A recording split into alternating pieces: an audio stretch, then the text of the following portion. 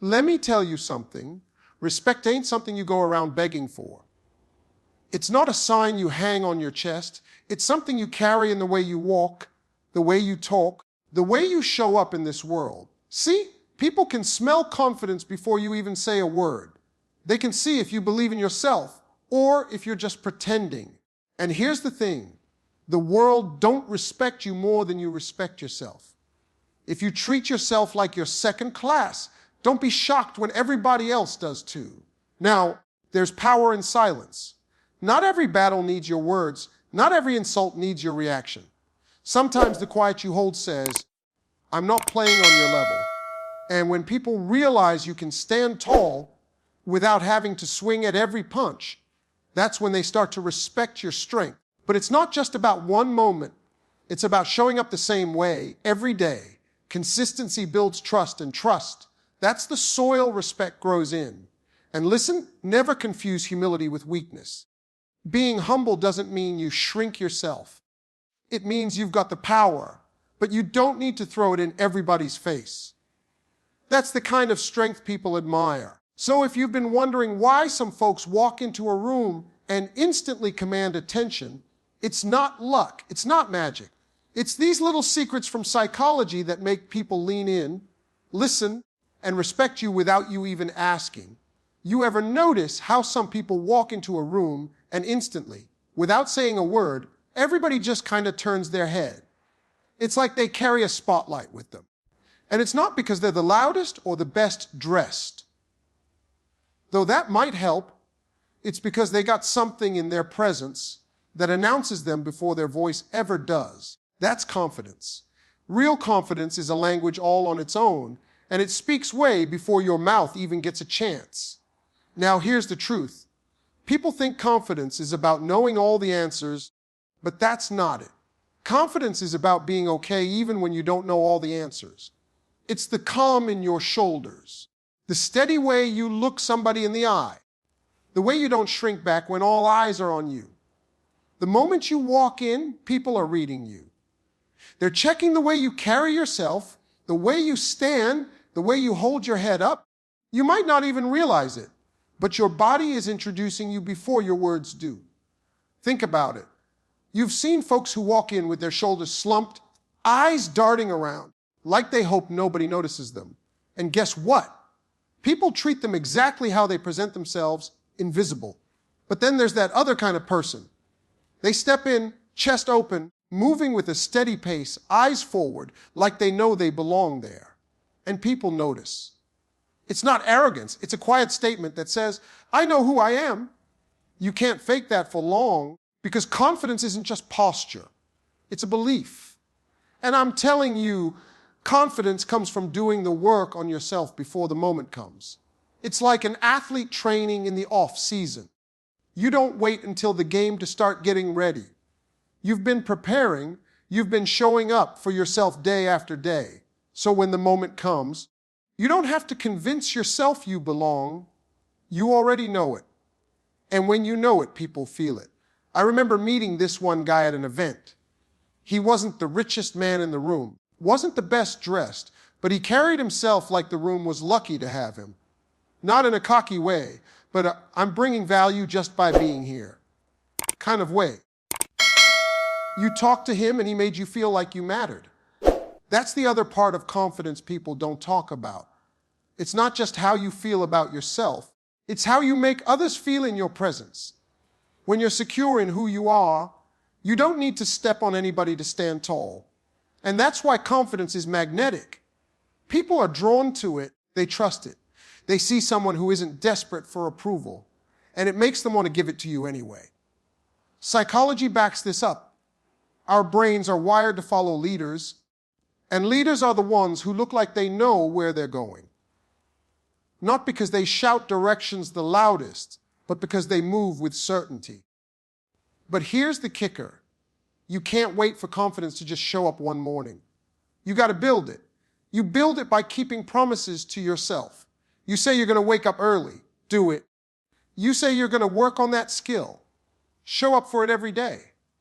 Every time you keep your own word, you're stacking bricks in the foundation of your confidence. And the more solid that foundation is, the more unshakable you become when the world tests you. Another thing, confidence doesn't mean you never feel fear. Nah, fear is natural. But confidence is what lets you walk in with fear sitting in the passenger seat instead of driving the car. It's the ability to look at a situation and think, yeah, I might not have all the details, but I've handled things before. I can handle this too. That mindset changes the way your face looks, the way your voice sounds, the way you take up space. And people pick up on that energy fast. You've felt it yourself. You've met somebody and instantly thought they know what they're doing before they even told you who they were. That's because humans are scanning for signals of security and strength all the time, often without realizing it. Your tone of voice, your handshake, your smile, all of that sends a message. So the next time you step into a room, remember you're already speaking before you speak. You're telling the world, here's how I see myself. And they're deciding how to see you based on that. You don't have to be the loudest voice or the flashiest dresser. But you do have to show up like you believe in your own value. Because if you don't, you can't expect anybody else to. You know, everybody talks about wanting respect, but the part they skip over is that people are just a mirror. They reflect back to you what you already show them. You can't expect someone to treat you like royalty if you treat yourself like a servant in your own life.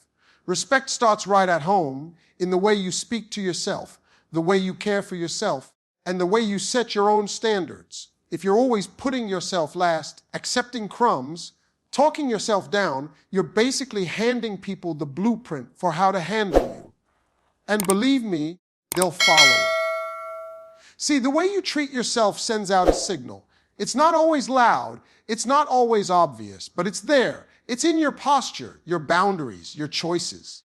When you walk into situations acting like you're lucky just to be included, you set the tone for people to think they're doing you a favor by being around you. But when you walk in knowing you bring something valuable, not in an arrogant way, just in a solid, grounded way, people start to respond differently. They see you've got a certain line you won't let anyone cross, and that line comes from knowing your worth. And here's the thing, treating yourself with respect isn't about fancy cars or expensive clothes. Those can be nice, but that's just decoration. Real self-respect is in the small, everyday decisions. It's in the way you speak about yourself when you mess up. Do you tear yourself apart? Or do you learn and move forward? It's in the way you set boundaries. Do you let people drain you, waste your time, disrespect your space, just because you're afraid they'll be mad if you say no? Or do you protect your peace like it's something valuable? Because it is. Psychology shows that people are constantly picking up on your cues, even the subtle ones. You might think you're hiding your insecurities, but they leak out in the way you let someone interrupt you, the way you apologize too much for existing, the way you laugh off things that actually hurt you. And once people catch that, they treat you according to the level you've shown you'll tolerate. I've seen folks who have all the talent in the world, all the ability, but they don't believe in themselves. And because they don't believe, nobody else does either. On the flip side, I've seen people with less skill or experience command massive respect simply because they decided, I'm worth it, and I'm going to carry myself that way.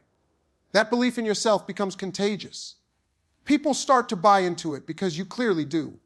And let me tell you, respecting yourself also means you hold yourself accountable. You don't let yourself off the hook for bad behavior, and you don't lower your standards just because it's convenient. If you say you value honesty, you live it. If you say you value growth, you pursue it.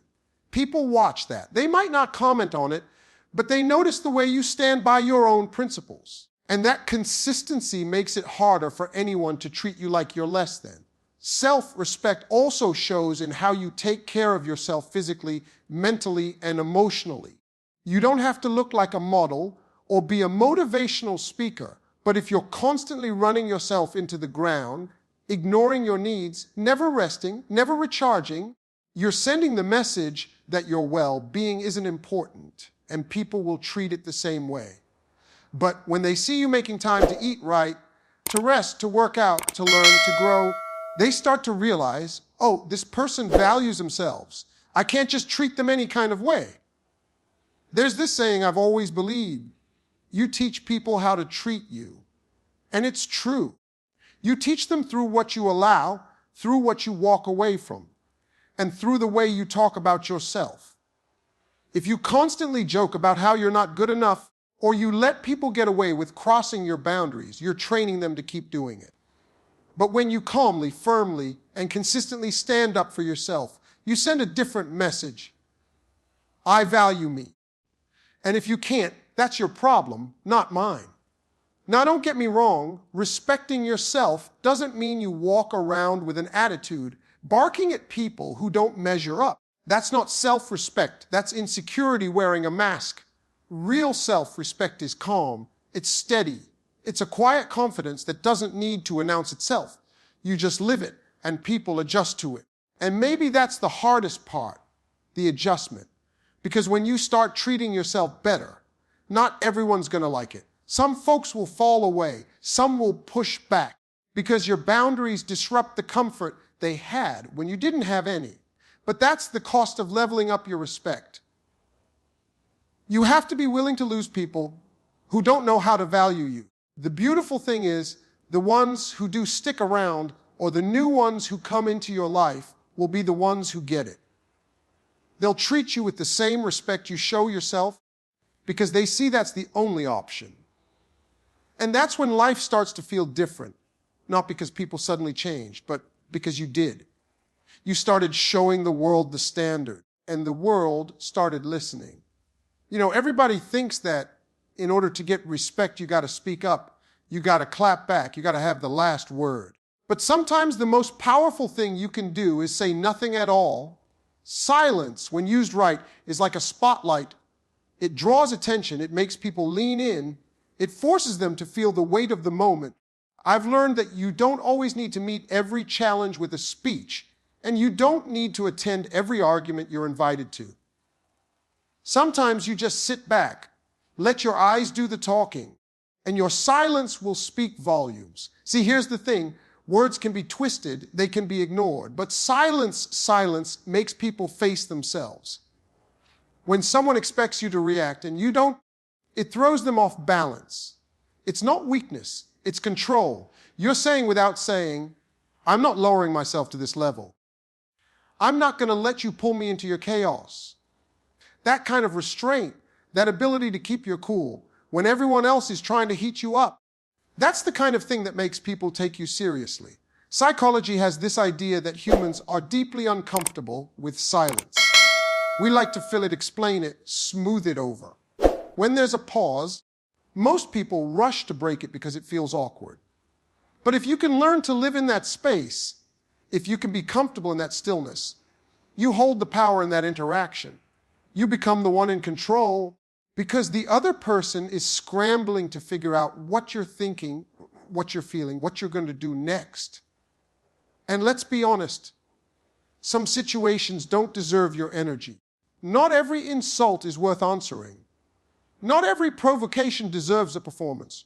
When you give someone a big, loud reaction, you're giving them your time, your attention, and your peace. But when you meet that same situation with stillness, you keep all of that for yourself. You're telling them, you're not worth the disruption of my calm. And that's a message that lands, even if you never say a word.